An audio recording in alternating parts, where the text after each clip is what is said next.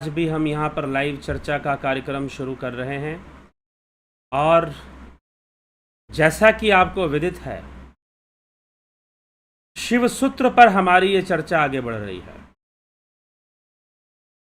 तो शिव सूत्र पर जो चर्चा का विषय आज है, सूक्ष्म शरीर, कला, माया और अविवेक। जी हाँ, सूक्ष्म शरीर, कला, माया और अविवेक, इन्हीं विषयों पर हम अपनी चर्चा को शुरू कर रहे हैं और यह विषय शिव सूत्र से हैं। सूत्र क्या कहता है इस विषय में हम उसको पहले देखेंगे और सूत्र को देखकर हम आगे इस विषय को और ज़्यादा स्पष्ट करने का प्रयास करेंगे। तो शिव सूत्र का आणव उपाय, आणव उपाय क्या है? अर्थात आणव का अर्थ है अणु, अणु अर्थात एक कण मात्र। तो जीव एक कण मात्र है, उस ब्रह्म की एक कण है, उसकी एक किरण मात्र है जीव। सूर्य से कई किरणें निकलती हैं ना, वैसे ही उस ब्रह्म की एक किरण मात्र है जीव। उसकी अनेकों किरणें हैं और अनेकों किरणें निकलती रहती हैं, अनंत है। तो जीव भी अनंत हो जाते हैं, फिर अनेकों हो जाते हैं, फिर अनेकों अवस्थाएं बनती हैं। रजोगुण, तमोगुण, सतोगुण के अनेकों कॉम्बिनेशंस बनते हैं। उनसे संबंधित बुद्धि, चित्त, अहंकार बनता है। जीव भी अलग अलग हो जाता है, उस ब्रह्म का ही होकर उस ब्रह्म से अलग प्रतीत होता है और कई बार इस प्रतीति में वो स्वयं ही फंस जाता है। यही जीव का बंधन है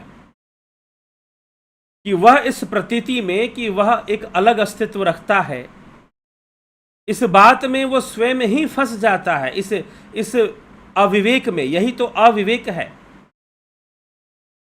कि जीव को लगने लगे कि उसका एक अलग अस्तित्व है।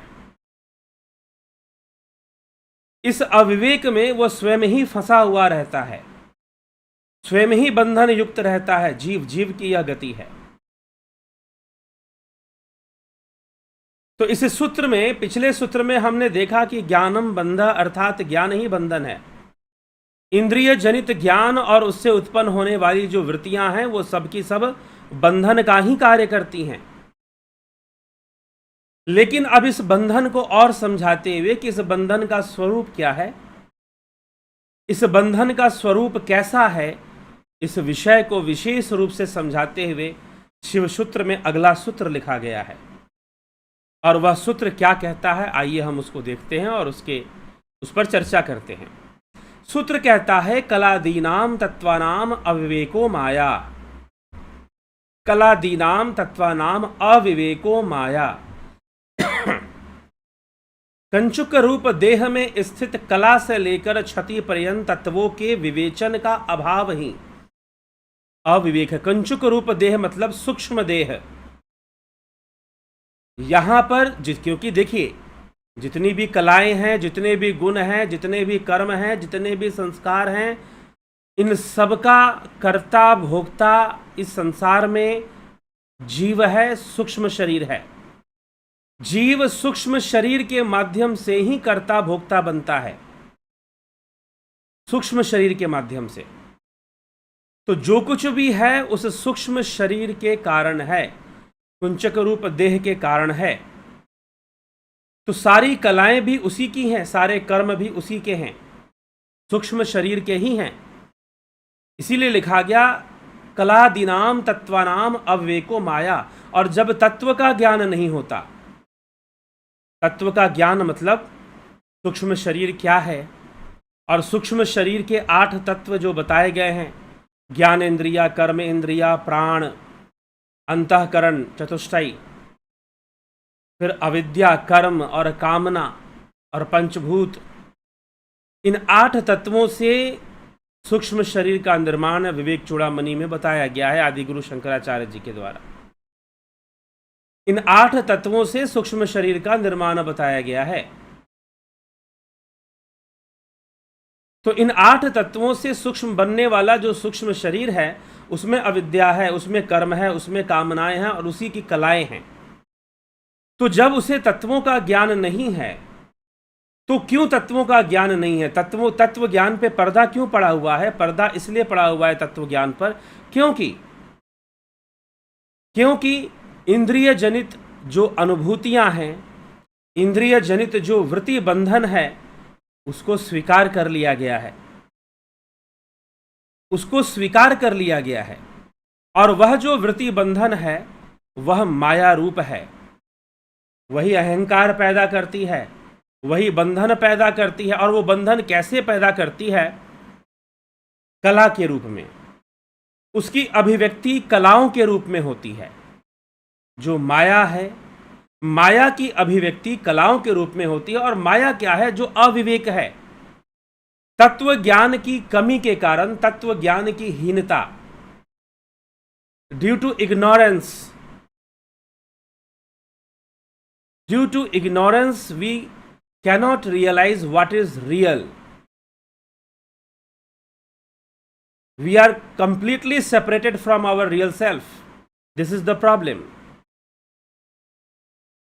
So we are not able to realize our real self, the state of real self. And this creates aviveka, ignorance from your real self. यहां अविवेक उत्पन्न होता है क्योंकि तत्व ज्ञान की तरफ मनुष्य की दृष्टि नहीं रहती, इंद्रिय अनुभूतियों की तरफ रहती है। और इंद्रिय अनुभूतियों से जो संरचनाएं होती हैं, मन बनता है, अहंकार बनता है, और इन्हीं की कलाएं होती हैं। फिर अनेकों कलाएं जो मनुष्य की हैं, जीव की हैं, कलाएं जैसे वो अनेकों कर्म कर रहा है संसार में, कलाओं के कारण ही कर्म कर रहा। वैसे तो कला शब्द बोलने से हमें ऐसा प्रतीत होता है जैसे कौशल, skill, you have some skill, you have some talent to express your art. तो कला का अर्थ तो वैसे एक साधारण भाषा में कुछ कलात्मक कार्य हम करते हैं, जी नहीं। यहां पर मनुष्य संस्कारों के वशीभूत जो कुछ भी करता है वो सब उसकी कला है।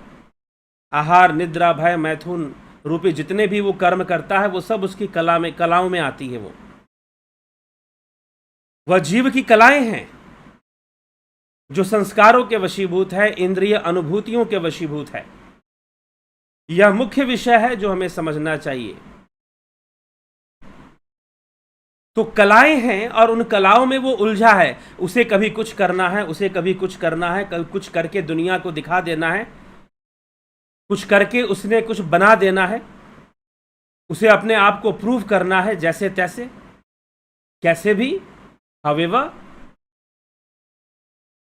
तो उसे अपने आप को प्रूव करना है, उसे ये दिखाना है, उसे वो दिखाना है, उसे अभी पैसे कमाने हैं, उसे अभी दोस्त यार बनाने हैं, उसे अच्छा अच्छा भोजन खाना है, उसे दुनिया में घूमना है, उसे, ये सारी उसकी कलाएं हैं। ये सारी उसकी कलाएं हैं जो कि इग्नोरेंस के कारण आती हैं, अविवेक के कारण आती हैं, माया के कारण आती हैं। और अविवेक ही माया है। माया क्या है? कई बार हम माया का निरूपण ऐसे कर देते हैं जैसे माया कोई ऐसी शक्ति है जो हमारे बुद्धि को भरमा देती है। जी नहीं, वो कुछ नहीं भरमाती माया।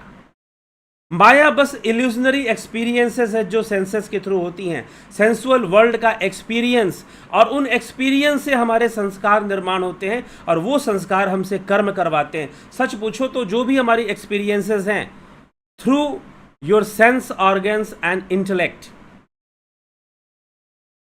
And instrument, there are two things, one is instrument and another is sense organ.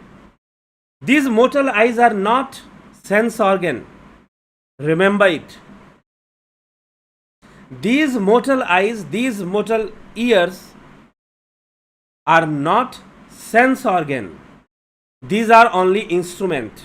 According to science, spiritual science, according to yoga, science of yoga, commentary of yoga, you will understand these mortal eyes are not sense organ. These are instrument. Sense organ are something within. जो sense organ है, जो आपकी इंद्रियां हैं, वो आपके कहीं भीतर हैं। वो सेंस करती हैं, वो असली में देखने वाली हैं। और ये जो चरम चक्षु है, यह तो एक इंस्ट्रूमेंट है, ये कान एक इंस्ट्रूमेंट है, यह मुंह भी एक इंस्ट्रूमेंट है।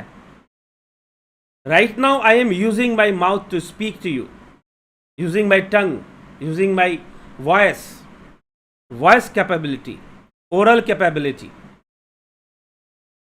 This facility is instrument, but real कर्म इंद्री is within, with सूक्ष्म शरीर, with subtle body. तो जो सूक्ष्म शरीर है उसके साथ हमारा जो इंद्रियां हैं वो उसके साथ लगी हुई हैं, वो अनुभव करती हैं, वो असली करता है। बाकी हाथ पैर सब इंस्ट्रूमेंट है, ये आंखें भी एक इंस्ट्रूमेंट है, ये कान भी एक इंस्ट्रूमेंट है। सुनने की जो शक्ति है, जो ओरिजिनल सेंस ऑर्गन है, वो भीतर है, ये तो बाहर है। तो उनकी कलाएं हैं, उनकी कलाएं हैं, जैसा ये ग्रहण करता है। हाँ, ये एक बात जरूर है कि सूक्ष्म शरीर आसक्त है स्थूल शरीर में। इस चश्मे से दुनिया देखने का वो हैबिचुअल हो चुका है, उसको हैबिट, आदत पड़ चुकी है, वो एडिक्ट हो चुका है वो, और इस एडिक्शन के कारण वो बार बार शरीर धारण करता है। ठीक है, तो ये जो शरीर धारण करता है, ये जो उसको एक्सपीरियंसेस हो रही हैं थ्रू सेंसेस, इस सेंसुअल वर्ल्ड में जो भी उसको एक्सपीरियंसेस आ रही हैं, all experiences are manifesting itself in कला। कला किसे कहते हैं? जितने भी संस्कार हैं वो अपने आप को कला के रूप में मैनिफेस्ट करते हैं, प्रकाशित कर देते हैं कला के रूप में। कला मीन्स समथिंग कर्म, समथिंग स्पेशल कर्म, कि हमें ये करना है, हमें तो ऐसा खाना खाना है, हमें तो ऐसे जीना है, हमें तो ऐसे रहना है। These are only due to the ignorance. यही अविवेक है। अविवेक कहाँ है? जब सत्य को ना देखकर आप मिथ्या को देखते हैं और सारे निर्णय, सारी बातें आप मिथ्या के अनुसार ही सोचते हैं, तो उसे अविवेक कहा जाता है। और यह अविवेक ही माया है।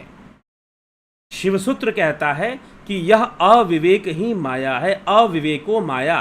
अभी जो सूत्र हमने पढ़ा वो क्या बोलता है? कला दीना तत्वनाम अविवेको माया। सूक्ष्म देह में स्थित कला से लेकर क्षति पर्यंत, अर्थात उस सूक्ष्म देह का प्रलय हो। तत्वों के विवेचन का अभाव, तत्व ज्ञान का अभाव, तत्व को ना समझना, मूल तत्व से ना जुड़ना, उस ब्रह्म से नहीं जुड़ना, उस शिव को नहीं जानना, उसका अभाव ही अविवेक है। यह अविवेक है। और इसी अविवेक का दूसरा नाम माया है। कलादीनाम तत्वानाम अविवेको माया। शिव सूत्र ऐसा कह रहा है, कलादीनाम तत्वानाम अविवेको माया। यह अविवेक ही माया है, अर्थात you are not conscious about your real self, you are completely ignorant about your real self. आप बिल्कुल अपने रियल सेल्फ को लेकर इग्नोरेंस में हैं, अज्ञानता में हैं, अनभिज्ञता में हैं। उसको जानने की कोई कोशिश आप नहीं कर रहे हैं और 50 तरह के काम कर रहे हैं। इग्नोरेंस में किया गया अच्छा कर्म भी कला है, बंधन है। और ये कला को बंधन के रूप में ही समझाया जा रहा है। ज्ञानम बंधा के बाद ये सूत्र क्यों लिया गया? कलादीना नाम, ये क्यों कहा गया? इसको समझने की आवश्यकता है। इससे एक संबंधित मुझे एक प्रसंग ध्यान में आ रहा है। ठाकुर रामकृष्ण परमहंस, रामकृष्ण परमहंस एक बार, आज अगर आप नाम लोगे रामकृष्ण परमहंस, तो आज दुनिया के बड़े बड़े शहरों में रामकृष्ण मठ मिलता है। चाहे आप इंग्लैंड चले जाओ, लंदन जाओ, बर्लिन जाओ, आप बड़े बड़े देशों में जाओगे, आपको रामकृष्ण मठ मिल जाएगा। तो रामकृष्ण परमहंस जब वो थे, बहुत ही साधारण उनका जीवन, योगी जीवन था उनका। तो एक बार वो ईश्वरचंद विद्यासागर से मिलने गए, और ईश्वरचंद विद्यासागर से जब वो मिलने गए और उनको थोड़ा अध्यात्म के विषय में समझाया, बहुत बड़े समाज सेवी थे, कुछ लोगों ने उनसे कहा कि ठाकुर ईश्वरचंद विद्यासागर बहुत विद्वान हैं और बहुत पढ़े लिखे हैं। संस्कृत भाषा और अंग्रेजी भाषा, फारसी भाषा, इन सभी का उनको बहुत ही अच्छा ज्ञान है। इन सभी का उनको बहुत ही अच्छा ज्ञान है। तो वो उनको अध्यात्म से अगर वो जुड़ जाए तो अच्छा रहेगा कि ठीक है, ठाकुर की कोई विशेष इच्छा तो नहीं, लेकिन फिर भी वो गए, मिले। मिलने के बाद ईश्वरचंद विद्यासागर ने मात्र समाज सेवा की बात की। अध्यात्म के प्रति उनकी रुचि उस समय शून्य थी, कोई रुचि नहीं थी। उनको लगता था कि मुझे समाज को सुधारना है, मुझे शिक्षा का प्रचार करना है, और उन्होंने भारतीय लोगों में अंग्रेजी शिक्षा के साथ साथ संस्कृत की ओर भी ध्यान देने की कोशिश की। ऐसे लोग हुए क्योंकि अंग्रेजी शिक्षा, अंग्रेजों का फैला हुआ साम्राज्य के कारण अंग्रेजी शिक्षा एक तरह से वैश्विक स्तर को प्राप्त कर रही थी, तो इसलिए अंग्रेजी सीखना जरूरी था। उन्होंने अंग्रेजी भाषा का प्रचार किया, लेकिन संस्कृत की जो वैज्ञानिकता है, संस्कृत में जो रहस्य है, संस्कृत की जो शक्ति है, वो अन्य किसी भाषाओं में नहीं है। उसके पीछे जितनी एक बहुत ही सिस्टमैटिक वे में एक लैंग्वेज को डेवलप किया गया है।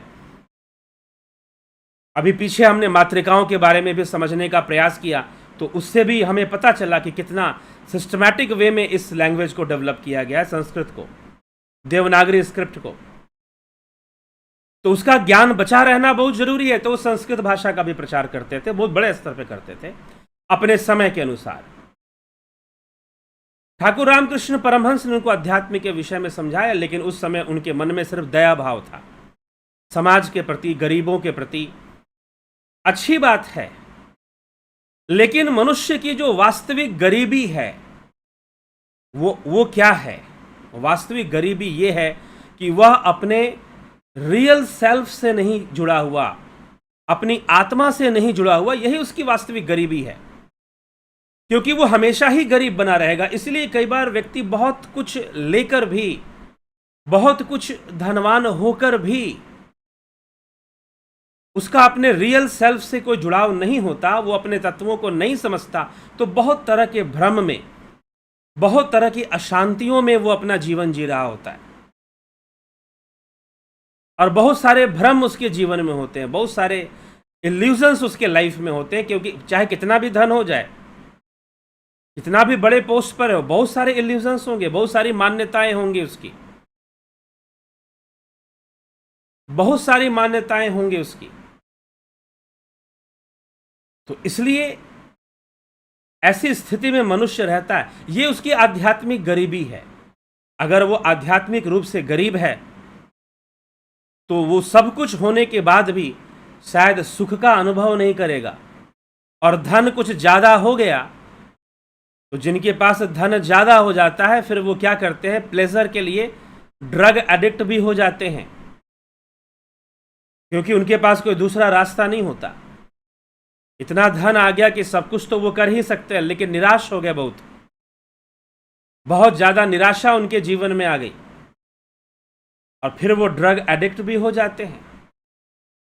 देखा जाता है समाज में ऐसी कई घटनाएं घटती हैं। इसलिए मनुष्य स्वयं को, हाँ, निश्चय ही, जिसके पास भोजन नहीं है उसको तुम पहले भोजन ही कराओ, लेकिन वो भोजन कराना पूर्ण सार्थक तभी होगा जब वो आध्यात्मिक रूप से संपन्न हो जाए। तो आध्यात्मिक रूप से संपन्न होने का बहुत बड़ा महत्व होता है।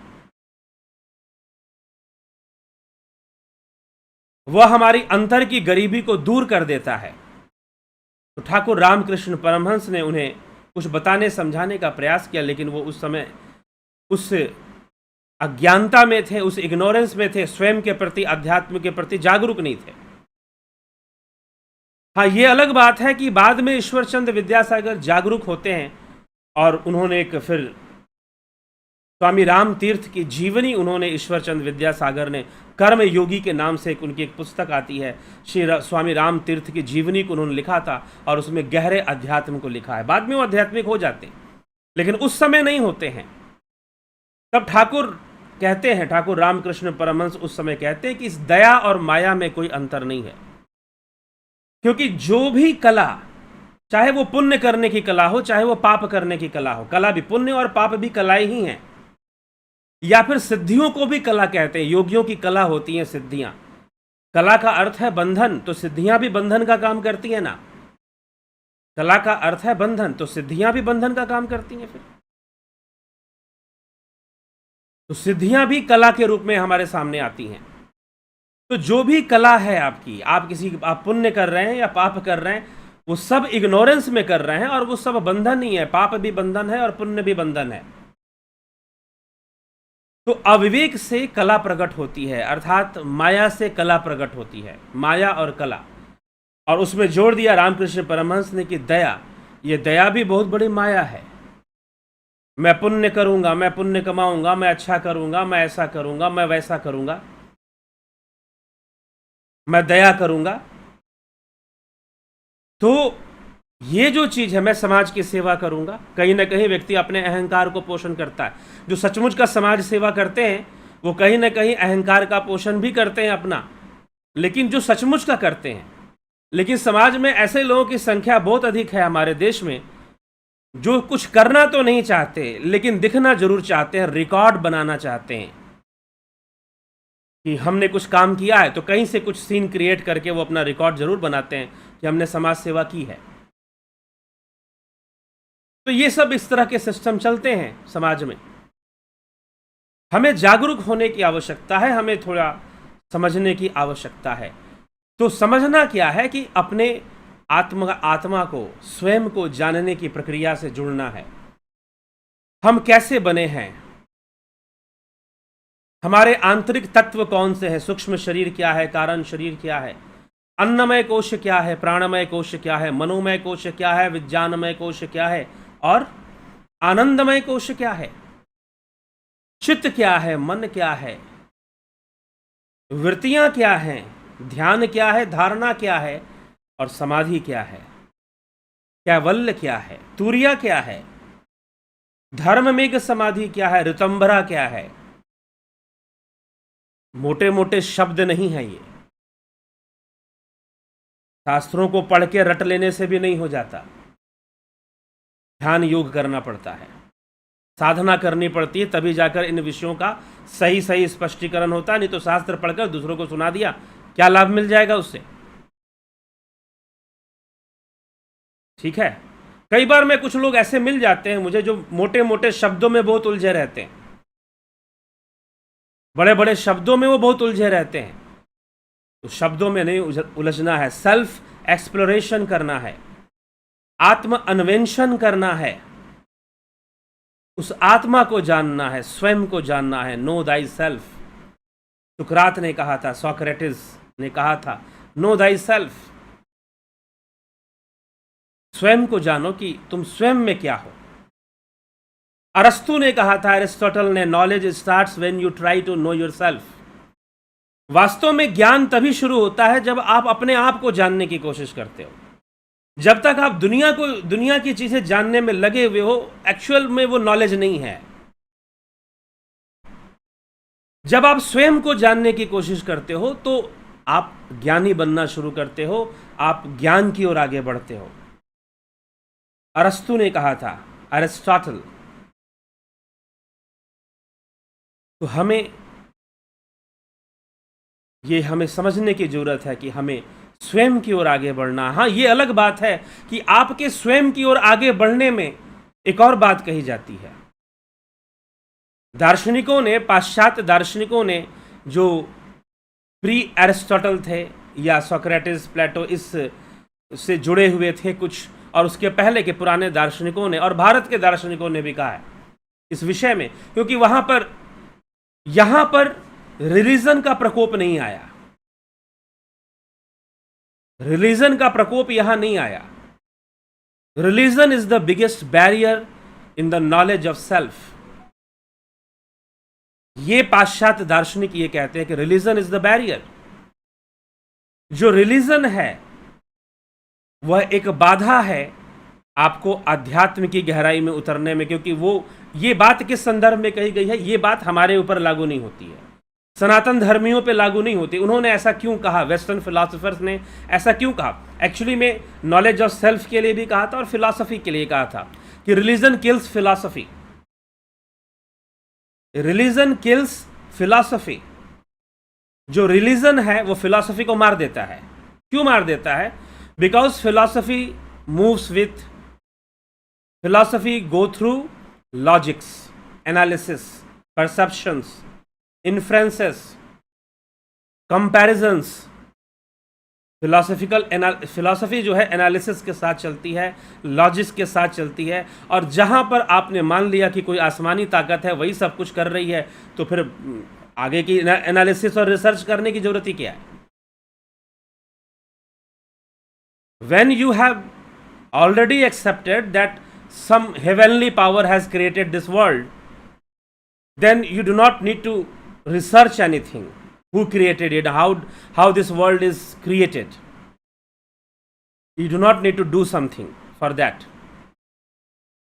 कुछ भी करने की आवश्यकता नहीं उसके लिए कि आप अब क्या ढूंढोगे, क्या एनालिसिस करोगे, क्या रिसर्च करोगे, क्या लॉजिक लगाओगे। कोई जरूरत ही नहीं है, because you have already accepted that some heavenly power has created this world and everything, ended everything. Now you will stop thinking and you will start judging. यहां पर क्या होगा? You will stop thinking and you will start judging the blasphemy. Who is agnostic, who is atheist? कौन god को मानता है, कौन नहीं मानता? जो मानता है ठीक है भैया, और जो नहीं मानता वो तो पापी डिक्लेयर हो गया, चाहे कितने भी पुण्य उसने किए हों, क्योंकि वो गॉड को नहीं मानता। कितनी भी समाज सेवा उसने ईमानदारी से किए हो, कितने भी अच्छे कर्म उसने किए हो, गॉड को नहीं मानता तो वो तो गलत आदमी है।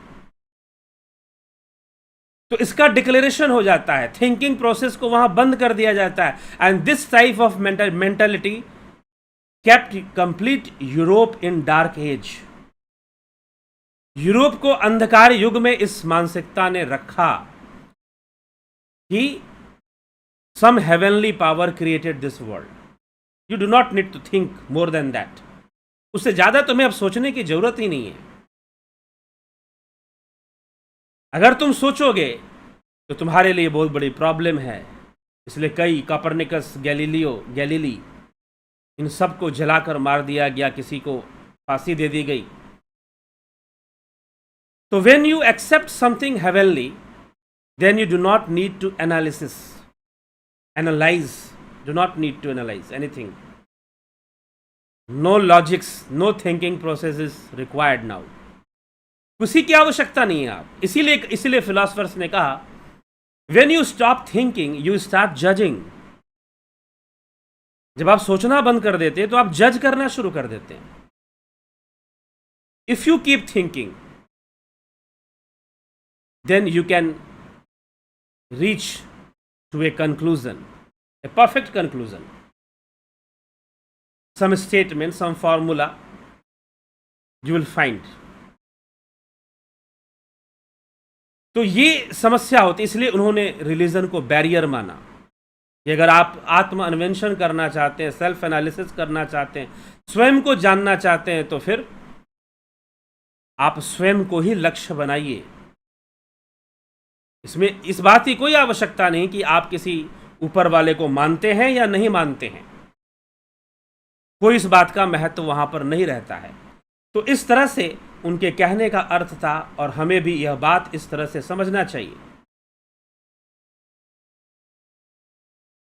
तो सेल्फ एनालिसिस, शिव सूत्र हमें आत्मा की ओर ले जाता है, योग सूत्र हमें आत्मा की ओर ले जाता है। श्रीमद् भगवद गीता में श्री कृष्ण कहते हैं, अहम आत्मा गुड़ाकेश सर्वभूताश स्थित। अर्जुन, में सभी भूतों में स्थित आत्मा तो मैं ही हूं।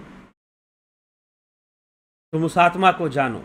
विवेक चूड़ामणि आदि गुरु शंकराचार्य का एक एक शब्द, एक एक विचार आत्मज्ञान की बात करता है कि आप आत्मा को जानिए, आत्मज्ञान को प्राप्त कीजिए। तो ये हमें समझना है। और इस आत्मज्ञान में, इस तत्व ज्ञान में जो बाधा है वो इग्नोरेंस है, वो अविवेक है, वो माया है। वही, उसी से कलाएं उत्पन्न होती हैं, उसी माया से कलाएं उत्पन्न होती हैं, सूक्ष्म शरीर में उत्पन्न होती हैं। और फिर वो अनेकों कर्म करता है, अनेकों खेल खेलता है, कभी कुछ करता है, कभी कुछ करता है, कभी धन कमाता है, कभी किसी को लूट पाट करके धन कमा लेता है, कभी कैसे कभी कैसे, बहुत तरह के कर्म करता है। उन कर्मों का फल भोग कर दुखी होता रहता है, लेकिन जब तक तत्व ज्ञान की यात्रा नहीं शुरू करेगा ये बंधन बना रहेगा और इसमें वो कभी रोएगा, कभी हंसेगा। सिनेमा हॉल में चले जाओ, कॉमेडी सीन आ गया तो हंसने लग गए, और कहीं कोई मेन कैरेक्टर का कोई मर गया तो आप रोने लग गए, कहीं रोमांटिक सीन आ गया तो आप रोमांटिक हो गए। ये आपके साथ चलता है। तो जिंदगी में भी यही सब चीजें चल रही हैं, लेकिन जब इग्नोरेंस खत्म होगा ये सब चीजें अपनी जगह पे रहेंगी, इग्नोरेंस खत्म होगा तो आपकी आत्मज्ञान की यात्रा शुरू हो जाएगी, सेल्फ एक्सप्लोरेशन की जो जर्नी है वो शुरू हो जाती है। और हमारे शास्त्र, योग सूत्र, शिव सूत्र हमें उसी ओर ले जा रहे हैं, वैसी ही बात कर रहे हैं। तो आत्मा के लिए, आत्मज्ञान के लिए, तत्व ज्ञान, शिव तत्व के ज्ञान के लिए जो बाधक तत्व है उसे कहा जा रहा है कला, माया और अविवेक। कला, माया और अविवेक। अविवेको माया, अविवेक ही माया है, और माया से इस सूक्ष्म शरीर की अनेकों कलाएं हैं, अनेकों इसकी कलाएं हैं। ठीक है, तो चलिए इसी के साथ हम आगे बढ़ेंगे। निश्चय ही यह विषय आपको स्पष्ट हुआ होगा।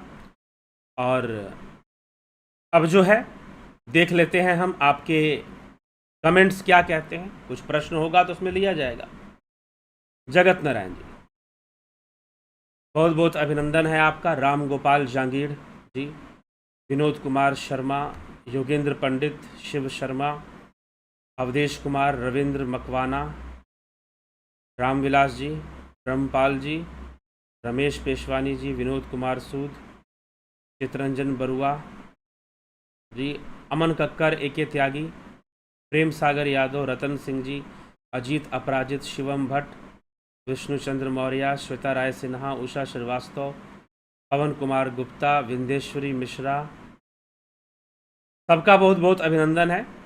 अर्जन भाई चौहान जी, मनीष यादव जी, ओम नमः शिवाय, हर हर महादेव, ज्योति दत्ता, मोहन रावत, कमलेश खैरनर, शिवा शर्मा, कृष्णा विज्ञान टू, 16 कलाओं कहते हैं। जी हाँ, ये भी है कला के अंदर की 16 कलाएं होती हैं भगवान शिव की, और 64 कलाएं ऐसे कल की अवतार के लिए बताई जाती हैं इस तरह से।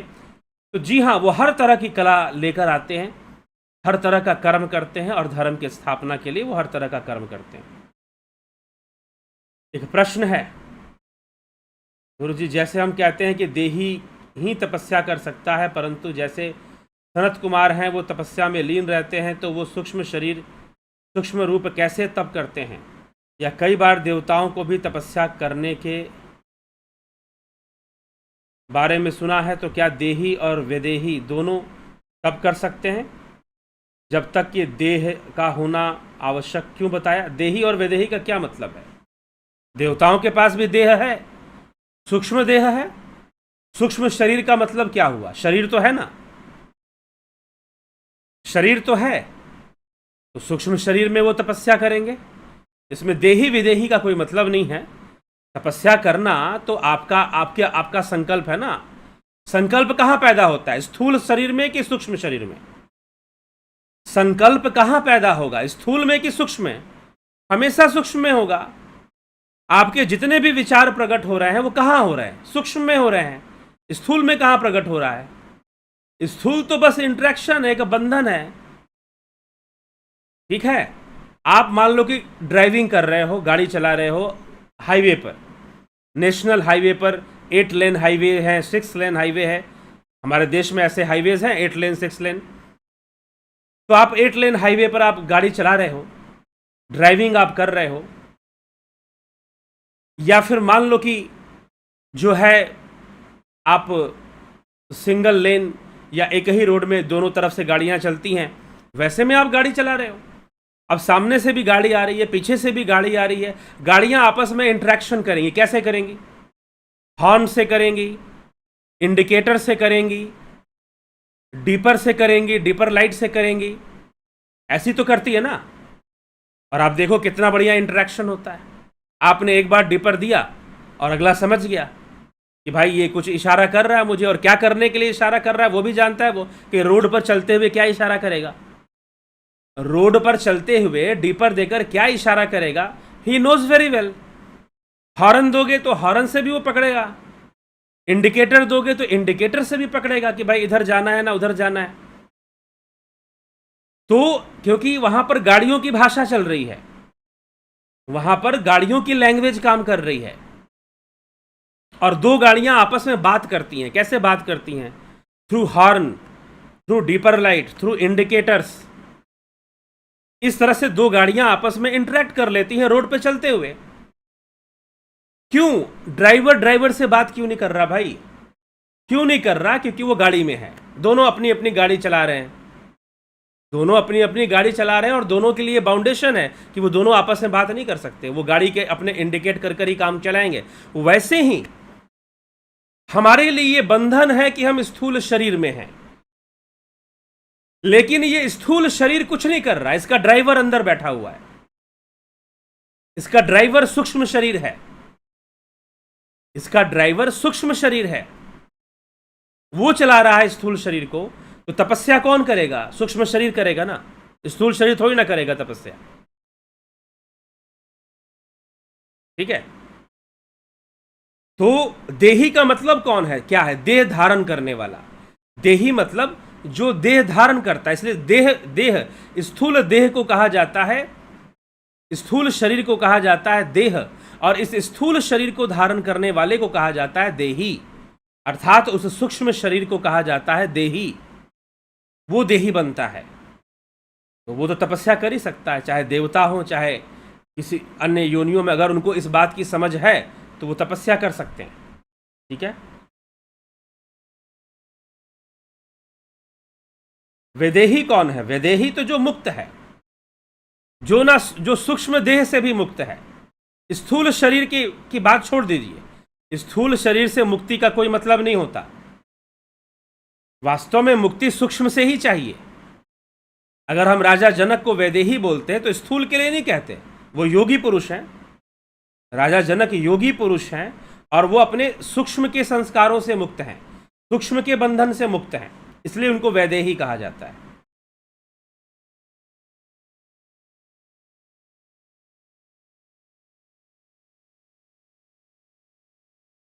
तो ये इस विषय में है। चलिए, माधुरी कोल्हे जी, नरसाराम जी, आशा रानी, नीति सिन्हा, संदीप अरोड़ा, रामविलास जी। सर, चलित साधना से मुक्ति मिल सकती है क्या? बिल्कुल, आप उसकी ओर अग्रसर होते हैं।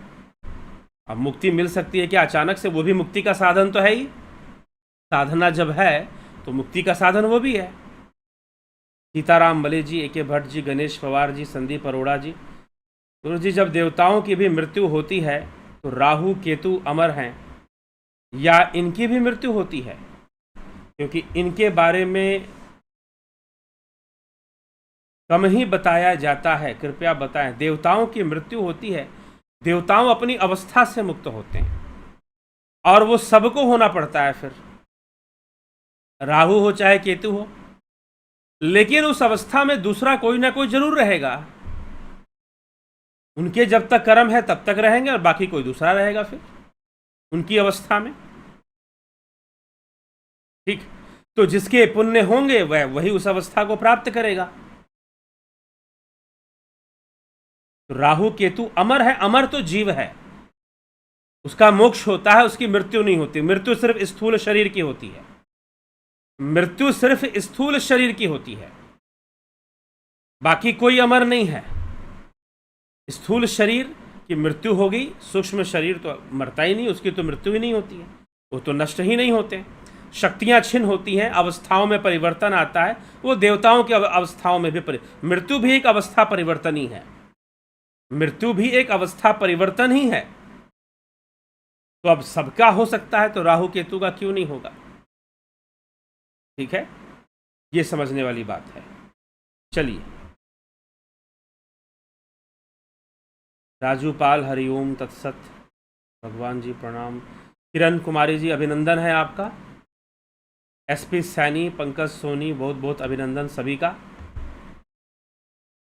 तो चलिए इसी के साथ विराम देंगे, और यह विषय कि हमें कैसे तत्व ज्ञान हो, हमें कैसे आत्मज्ञान हो, हम उन सूक्ष्म तत्वों का ज्ञान कैसे हासिल करें, कैसे हम जान पाए, ये कैसे संभव है,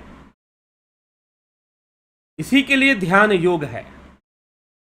इसी के लिए ध्यान योग है जो कल 14 जून से शुरू हो रहा है। हम ध्यान योग के माध्यम से हम अपने सूक्ष्मतर अवस्थाओं में उतरते हैं, सूक्ष्म अवस्थाओं का हम अनुभव करते हैं ध्यान योग के माध्यम से।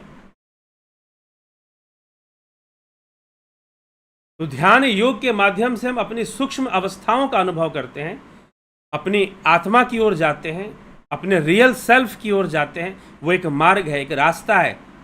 जैसे कोई रास्ता होता है ना कहीं पहुंचने का, वैसे ही ये एक रास्ता है कि हम अपनी आत्मा के ज्ञान तक पहुंचे, अपने रियल सेल्फ तक हम पहुंच पाए। ठीक है, तो ध्यान योग वो रास्ता है, और इस कोर्स में, ध्यान योग के कोर्स में, ये रास्ता ही दिया जाता है। कल से ध्यान योग का कोर्स प्रारंभ हो रहा है। आप ज्वाइन करना चाहते हैं तो फिर आप इस नंबर पर संपर्क कर लेंगे, व्हाट्सएप मैसेज कर लीजिएगा और जानकारी ले लीजिएगा कि आप जो है इसे कैसे ज्वाइन करेंगे। तो वैसे आज 13 तारीख का ही आखिरी है, लेकिन फिर भी कल कोर्स शुरू होने के पहले तक आप ज्वाइन कर सकते हैं।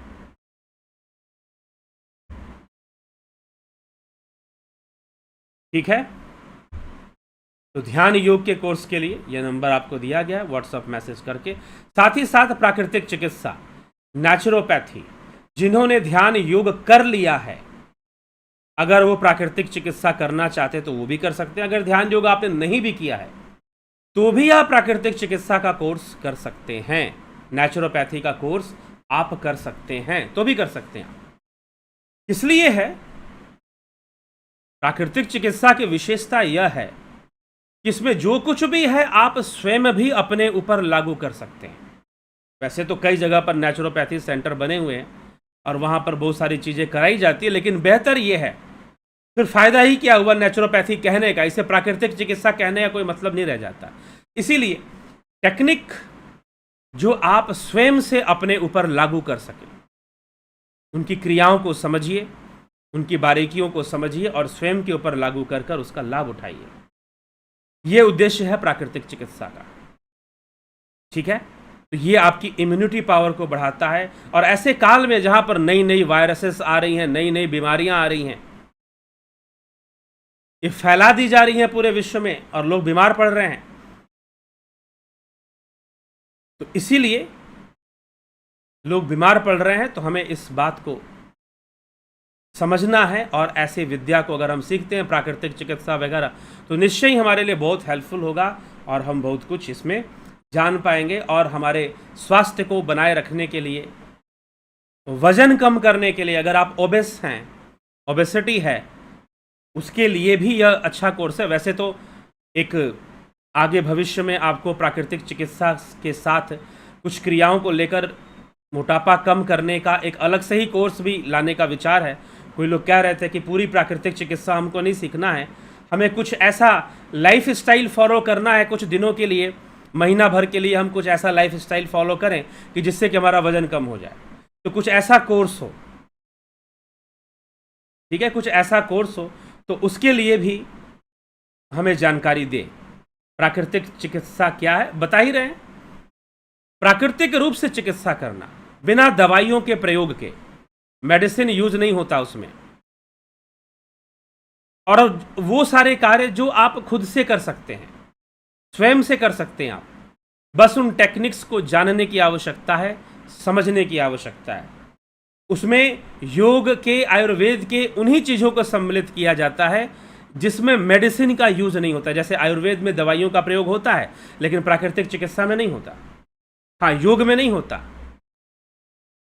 तो योग के षटकर्म आदि की क्रियाएं भी इसमें ली जाती हैं, फिर और भी कई क्रियाएं इसमें ली जाती हैं, जिससे कि आप अपना शुद्धिकरण कर सको, विजातीय द्रव्यों को बाहर निकाल सको। देखिए, हम बीमार क्यों पड़ते हैं, हमारी इम्यूनिटी पावर डाउन क्यों होती है? क्योंकि हमारे शरीर में विजातीय द्रव्य हैं, फॉरेन एलिमेंट्स हैं बहुत ज़्यादा।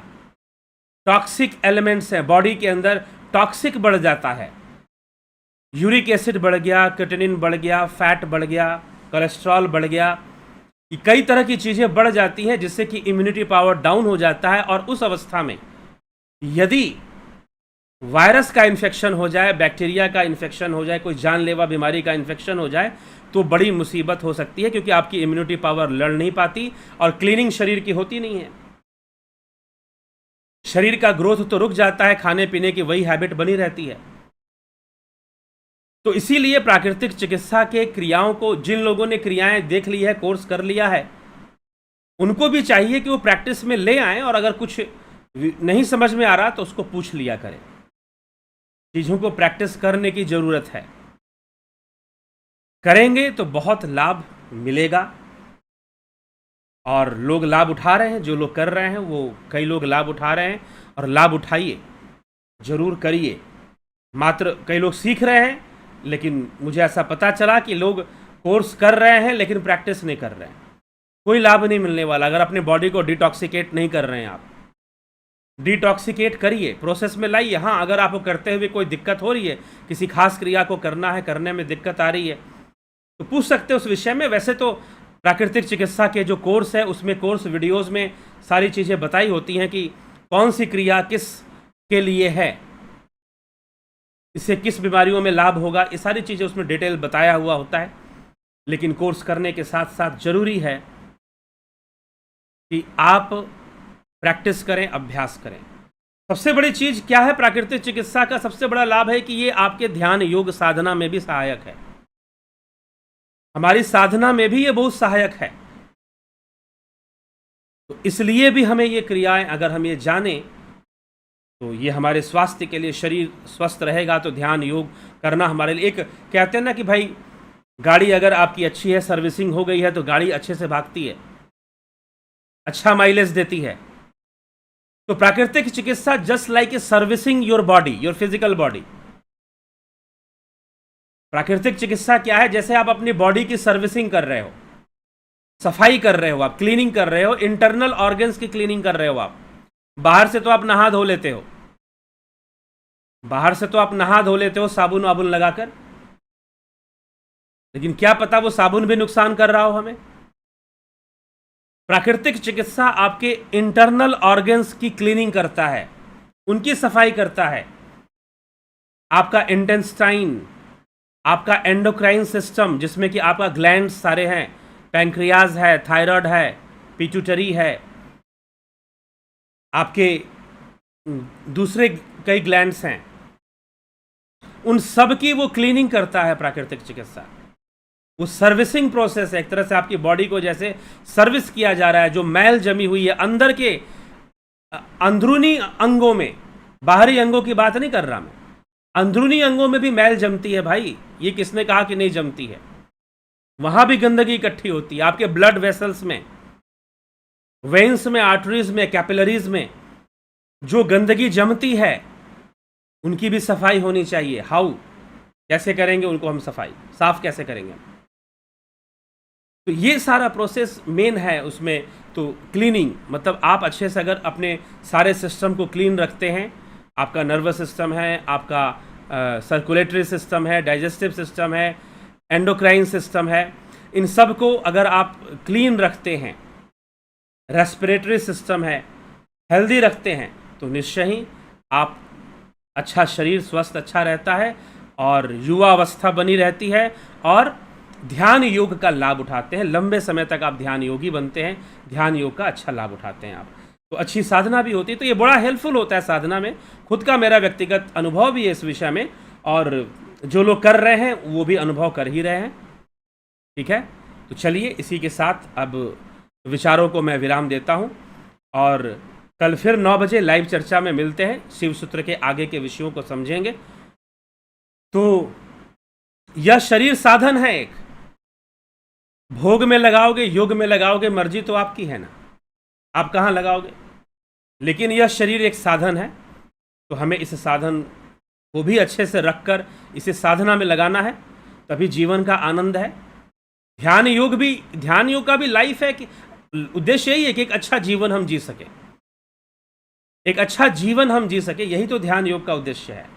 तो चलिए इसी के साथ विराम देते हैं और कल फिर मिलते हैं लाइव चर्चा में। शिव सूत्र के आगे के सूत्रों पर चर्चा लेकर हम कल आएंगे और चर्चा को आगे बढ़ाएंगे। तो चलिए इसी के साथ आज के कार्यक्रम को यहाँ पर हम विराम देते हैं।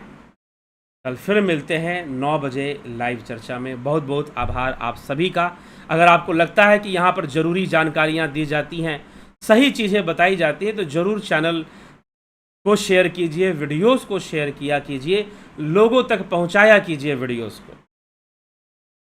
ठीक है, जो भी अभी पीछे मैंने एक वीडियो आप लोग को लाइव चर्चा में लिंग क्या है इस पर किया था, शेयर कीजिए लोग ताकि जाने समझें कि शिवलिंग का रहस्य क्या होता है, उनको समझ में आए और ज़्यादा से ज़्यादा हमारा जो हिंदू समाज है, सनातन धर्म है, वो शास्त्रों के नज़दीक पहुँचे, शास्त्रों का ज्ञान उस तक ज़्यादा से ज़्यादा पहुँच पाए। यथासंभव जितना हो सकता है मैं एक प्रयास कर रहा हूँ, आगे आप प्रयास करें तो निश्चय ही हम बहुत बड़ा परिवर्तन अपने समाज में, अपने देश में और पूरे विश्व में हम ला पाएंगे। क्योंकि यह सारे ज्ञान का विषय ऐसा नहीं कि कोई इस देश के रहने वालों के लिए, सबके लिए है। जो भी आत्मज्ञान की ओर बढ़ना चाहता है, सेल्फ नॉलेज की ओर बढ़ना चाहता है, प्रॉस्पेरस समृद्ध जीवन की ओर बढ़ना चाहता है। समृद्ध जीवन मात्र धन से ही नहीं हो जाएगा, बहुत सारी चीज़ें चाहिए जिससे कि हमें समृद्धि का अनुभव हो पाए। अगर धन है और रोग है, नींद नहीं आती है, तो फिर क्या लाभ।